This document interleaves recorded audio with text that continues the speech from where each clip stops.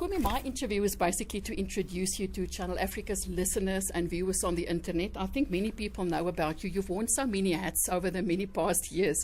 Recently, Greenpeace. You've been the CEO of Civicus. Now you are going to London to lead the world's largest human rights movement. But I believe you've actually been an activist since the very young age of about 15 years. In a nutshell, for our listeners, where do you come from? Where did this all start? Well, I'm from Durban. I grew up in a township called Chatsworth.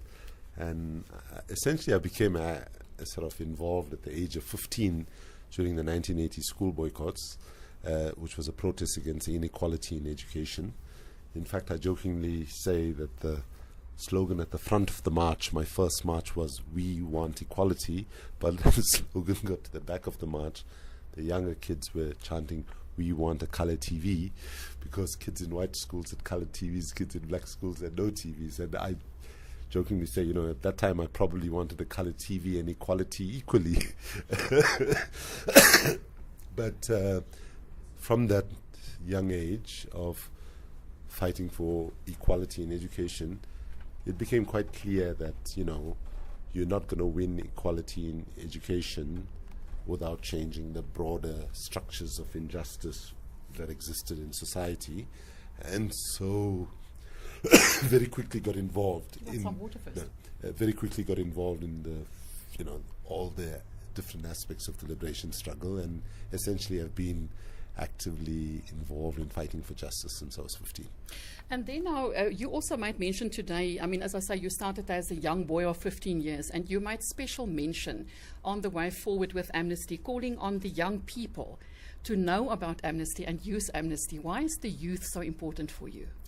Well, if we look at history and what history teaches us, and we look at the South African history and the role that young people played in South Africa historically, whether it was Sabota uprisings or Fees Must Fall and so on.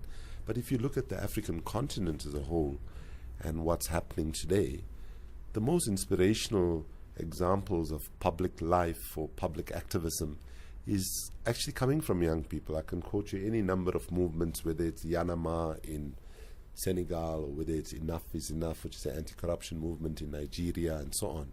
It's young people who are able to show greater courage but also greater vision, because their lenses of the world has not been contaminated by as bad experience as those of us who are older. They can imagine somehow a different way of doing things, whereas those of us of our older generation, we can't imagine beyond what we grew up with.